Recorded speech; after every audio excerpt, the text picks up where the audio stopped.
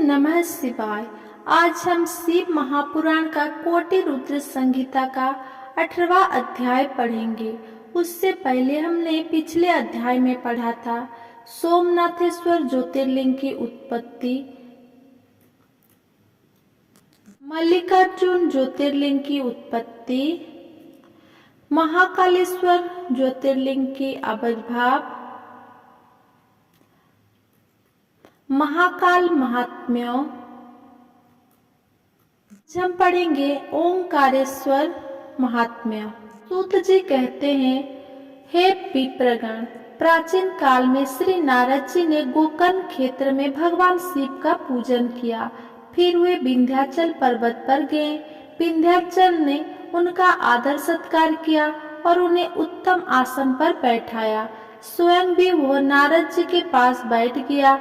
तब नारद जी ने कहने लगे, विंध्याचल, तुम निश्चय ही महाबलशाली और विशाल हो। सभी पर्वत तुम में व्याप्त है, परंतु सुमेरु पर्वत का अपना अलग अस्तित्व और पहचान है। यद्यपि तुम में सभी गुण विद्यमान है, परंतु फिर भी सुमेरु की बराबरी तुम नहीं कर सकते। नारद जी के वचन सुनकर विंध्याचल पर्वत को बहुत दुख हुआ। वो सोचने लगा, मेरा जीवन तो व्यर्थ है। जब मैं किसी के कोई काम नहीं आता तो मुझे अपने जीवन को सुधारना चाहिए। ये विचार कर वो भगवान शिव की शरण में गया। विंध्याचल में ओंकारेश्वर जाकर वहीं समीप में भगवान शिव का पार्थिव लिंग स्थापित किया और विधि विधान से भक्ति पूर्वक उसकी नियमित आराधना करने लगा। वो घंटों शिव जी के चरणा रविंद के ध्यान में मगन रहता। इस प्रकार उसे शिव जी का ध्यान और तप करते हुए बहुत समय व्यतीत हो गया। एक दिन उसकी तपस्या से प्रसन्न होकर देवादिदेव भगवान शिव ने उसे साक्षात दर्शन दिए तथा उसकी कामना जाननी चाहिए। शिव जी बोले, विंध्याचल, मैं तुम्हारी भक्ति भावना से प्रसन्न हूँ, वर मांगो। भगवान शिव के निर्मल वचन को सुनकर विंध्याचल की खुशी का कोई ठिकाना ना रहा। उसने अपने आराध्य देव की स्तुति आरंभ कर दी। फिर बोला, हे कल्याणकारी भगवान शिव, यदि आप प्रसन्न हो तो कृपा कर मेरी बुद्धि को शुद्ध करें और मुझे श्रेष्ठ विचार प्रदान करें। भगवान, आप यहीं पर निवास कर इस जगत का कल्याण करें। तब विंध्याचल की मनोकामना को पूरा करते हुए भगवान शिव ने उनके इच्छित वर को प्रदान किया और स्वयं विंध्याचल द्वारा स्थापित लिंग में ज्योतिर्मय रूप में विराजमान हो गए। यह ज्योतिर्लिंग परमेश्वर नाम से प्रसिद्ध हुआ। ओमकारेश्वर और परमेश्वर नामक शिव ज्योतिर्लिंग अलग अलग होते हुए भी एक है। ये अपने भक्तों को अभीष्ट फल प्रदान करने वाले तथा उन्हें मोक्ष देने वाले हैं। इस प्रकार अपने भक्त विंध्याचल पर अपने कृपा दृष्टि कर शिव जी अंतर्ध्यान हो गए। ऋषियों, इस प्रकार मैंने आपसे ओमकारेश्वर नामक शिवलिंग की महिमा का वर्णन बताया। 19वां अध्याय, केदारेश्वर महात्म्य। सूत जी बोले, हे ऋषिगण, भगवान शिव के नर नारायण नामक अवतार ने बद्रिकाश्रम में तपस्या करनी आरंभ कर दी।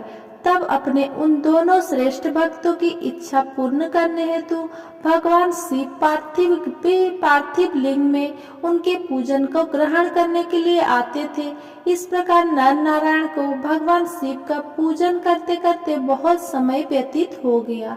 इससे उनकी भक्ति भावना दिन प्रतिदिन प्रबल होती गई और वे शिव जी को प्रसन्न करने हेतु उनका पूजन करते रहे। उनकी उत्तम तपस्या से प्रसन्न होकर भगवान शिव उनके समक्ष प्रकट हो गए और बोले, हे नर नारायण, मैं तुम्हारी आराधना से बहुत प्रसन्न हूँ, तुम मुझसे वर मांगो।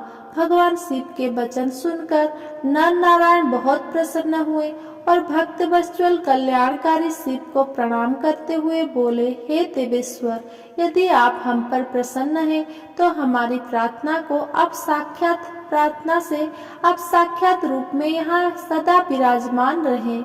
उन दोनों के अनुरोध पर देवादिदेव महादेव जी हिमालय के केदार नामक उस तीर्थ में ज्योतिर्लिंग रूप में स्थित हो गए और वह ज्योतिर्लिंग संसार में केदारेश्वर नाम से प्रसिद्ध हुआ। ये लिंग दुखों और भय का नाश करने वाला है। इसके दर्शन से अभिष्ट फल की प्राप्ति होती है। कहते हैं कि जो भक्त शिवलिंग के निकट शिव के रूप में अंकित बलय पर कंकड़ या कड़ा चढ़ाता है, उसे उसके बलय रूप के दर्शन होते हैं तथा सारे पाप नष्ट हो जाते हैं। केदार तीर्थ का दर्शन कर केदारेश्वर लिंग का पूजन करने एवं वहां का जल पीने के पश्चात मनुष्य जीवन मरण के चक्र से छूट जाता है और मोक्ष को प्राप्त कर लेता है। इस प्रकार मैंने आपसे केदारेश्वर ज्योतिर्लिंग महिमा का वर्णन किया। इसका अध्याय भीम उपद्रव का वर्णन। सूत जी बोले, हे ऋषियों, पूर्व काल में भीम नाम का एक बलशाली राक्षस हुआ था, जो कि रावण के भाई कुंभकर्ण और कर्कटी राक्षसी का पुत्र था। वो कर्कटी अपने पुत्र भीम के साथ सहा पर्वत पर रहती थी। एक बार भीम ने अपनी माता से पूछा, माताजी, मेरे पिताजी कौन हैं और कहाँ हैं?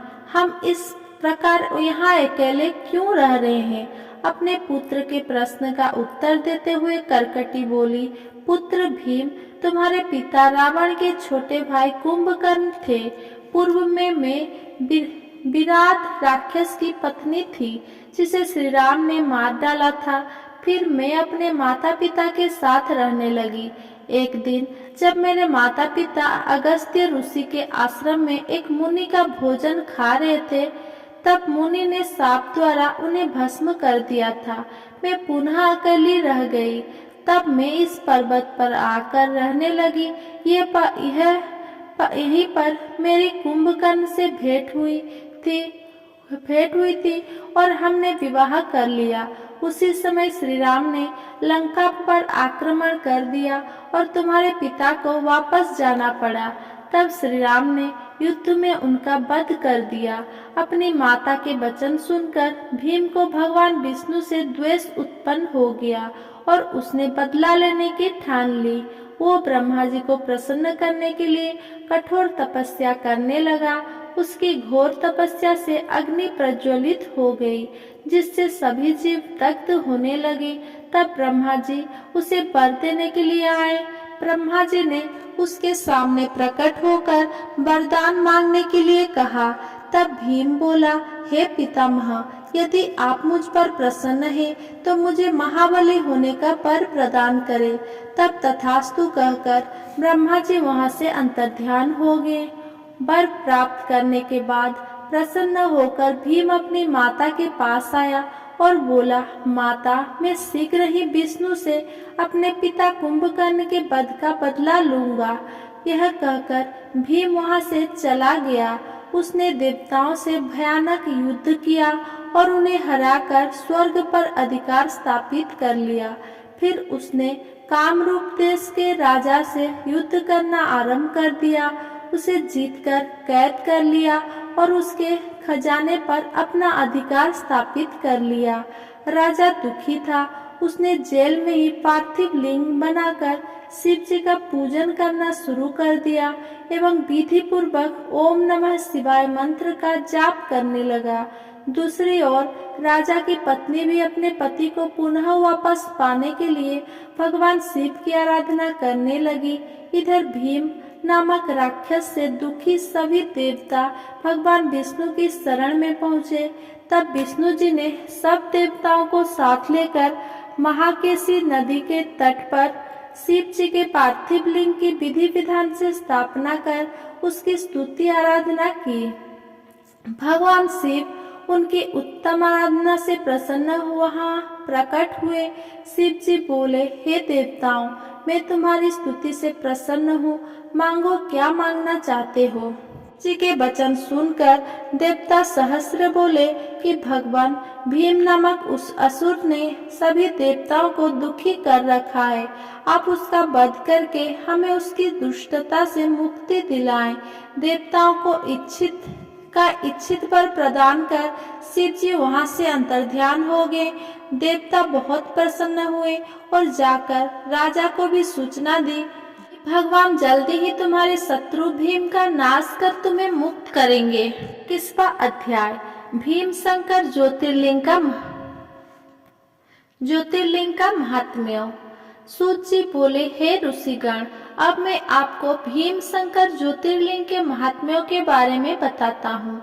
इधर जब दानव भीम को यह ज्ञात हुआ कि राजा कैद खाने में कोई अनुष्ठान कर रहा है, तब वह क्रोधित होकर जेल खाने में पहुंचा। भीम राजा से बोला, हे दुष्ट, तू मुझे मारने के लिए कैसा अनुष्ठान कर रहा है? बता, अन्यथा मैं अपनी इस तलवार से तेरे टुकड़े टुकड़े कर दूंगा। इस प्रकार भीम और उसके अन्य राक्षस सैनिकों राजा को धमकाने लगे। राजा भयभीत होकर मन ही मन भगवान शिव से प्रार्थना करने लगा। वो बोला, हे देवादिदेव कल्याणकारी भक्तवत्सल भगवान शिव, आपकी शरण में आया हूँ, आप मेरी इस राक्षस से रक्षा करें। इधर जब राजा ने उसकी बात का कोई जवाब नहीं दिया तो वो क्रोधित होकर तलवार हाथ में लिए उस पर झपटा। एकाएक वो तलवार शिव जी के पार्थिव लिंग पर पड़ी और उसमें से भगवान शिव प्रकट हो गए। उन्होंने अपने त्रिशूल से उस तलवार को 2 टुकड़ों कर दिए। फिर उनके गणों का दैत्य सेना के साथ महायुद्ध हुआ। उस भयानक युद्ध से धरती और आकाश डोलने लगा। ऋषि तथा देवतागण आश्चर्यचकित रह गए। तब भगवान ने अपने तीसरे नेत्र की ज्वाला से भीम को भस्म कर दिया, जिससे वन में भी आग लग गई और अनेक औषधियां नष्ट हो गई, जो अनेकों रंगों का नाश करने वाली थी। तब अपने भक्तों का कल्याण करने के लिए कल्याणकारी भगवान शिव सदा के लिए राजा द्वारा स्थापित उस पार्थिव लिंग में विराजमान हो गए और संसार में भीम शंकर नाम से प्रसिद्ध हुए। भगवान शिव का यह लिंग सदैव पूजनीय और सभी आपत्तियों का निवारण करने वाला है। 21वां अध्याय भीम शंकर ज्योतिर्लिंग का महात्म्य। सूत जी बोले, हे ऋषिगण, अब मैं आपको भीम शंकर ज्योतिर्लिंग के महात्म्यों के बारे में बताता हूँ। इधर जब दानव भीम को यह ज्ञात हुआ कि राजा कैद खाने में कोई अनुष्ठान करा रहा है, तब वो क्रोधित होकर जेल खाने में पहुंचा। 22वां अध्याय काशीपुरी का महात्म्य। सूत जी बोले, हे मुनिवर, इस पृथ्वी लोक में दिखाई देने वाली प्रत्येक वस्तु सच्चिदानंद स्वरूप निर्विकार एवं सनातन ब्रह्मा रूप है। वो अद्वितीय परमात्मा ही सगुण रूप में शिव कहलाए और 2 रूपों में प्रकट हुए। वे शिव ही पुरुष रूप में शिव एवं स्त्री रूप में शक्ति नाम से प्रसिद्ध है। शिव शक्ति ने मिलकर 2 चेतन अर्थात प्रकृति एवं पुरुष यानी कि विष्णु की रचना की है। तब प्रकृति एवं पुरुष अपने माता पिता को सामने ना पाकर सोच में पड़ गए। उसी समय आकाशवाणी हुई। आकाशवाणी बोली, तुम दोनों को जगत की उत्पत्ति हेतु तपस्या करनी चाहिए, तभी सृष्टि का विस्तार होगा। वे दोनों बोले, हे स्वामी, हम कहाँ जाकर तपस्या करें? यहाँ पर तो ऐसा कोई स्थान नहीं है जहाँ तपस्या की जा सके। तब भगवान शिव ने 5 कोस लंबे चौड़े शुभ और सुंदर नगर की तुरंत रचना कर दी। वे दोनों त्रिलोकीनाथ भगवान शिव के चरणों का स्मरण करके वहाँ तपस्या करने लगे। उन्हें इस प्रकार तपस्या करते करते बहुत समय बीत गया।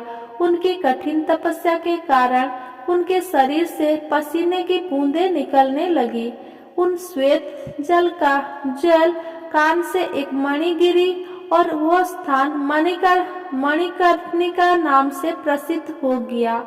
जब उसके शरीर से निकली जल राशि से वो नगरी बहने लगी, तब कल्याणकारी भगवान शिव ने अपने त्रिशूल की नोक पर उसे रोक लिया।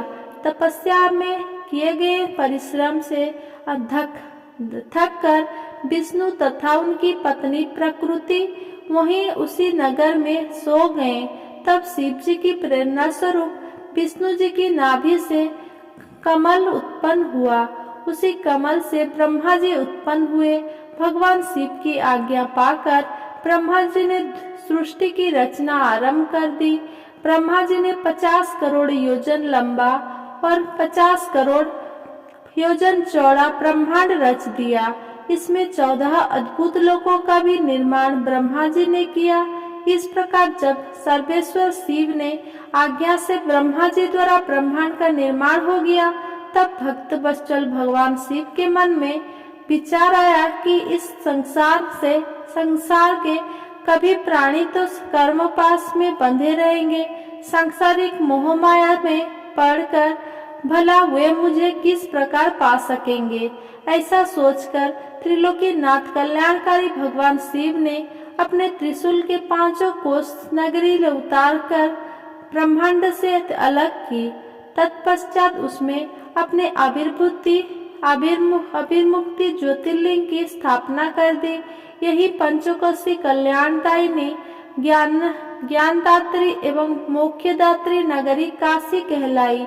भगवान शिव ने उस नगरी में अपने ज्योतिर्लिंग की स्थापना करने के पश्चात इसे पुनः मृत्यु लोक में त्रिशूल के माध्यम से जोड़ दिया। कहने लगे, ब्रह्मा जी का एक दिन पूरा होने पर प्रलय आती है, परंतु इस काशी नगरी का नाश असंभव है, क्योंकि प्रलय के समय शिव जी इस काशी नगरी को अपना त्रिशूल पर धारण कर लेते हैं तथा सब शांत हो जाने पर काशी को पृथ्वी लोक से जोड़ देते हैं। इसीलिए मुक्ति की कल्पना करने वालों की काशी जाना चाहिए। यहाँ के दर्शन से हर प्रकार के पापों से मुक्ति मिल जाती है। काशी मोक्ष देने वाली नगरी के रूप में प्रसिद्ध है। संसार के समस्त प्राणियों के मध्य में सत्व रूप में और बाहर तामस रूप में विराजमान परमात्मा भगवान शिव ही है। सत्व आदि गुणों से युक्त वही रुद्र है, जो सगुण होते हैं वे निर्गुण और निगुण होते हुए सगुण है। उन कल्याणकारी भगवान शिव को प्रणाम करके रुद्र बोले, हे विश्वनाथ महेश्वर, लोकहित की कामना से आपको यहाँ विराजमान रहना चाहिए। मैं आपके अंश से उत्पन्न हूँ, आप मुझ पर कृपा करें और देवी पार्वती सहित यहीं पर निवास करें। ब्राह्मणों, जब विश्वनाथ ने भगवान शिव से इस प्रकार प्रार्थना की, तब भगवान शिव संसार के कल्याण के लिए काशी में देवी पार्वती सहित निवास करने लगे। उसी दिन से काशी सर्वश्रेष्ठ नगरी हो गई।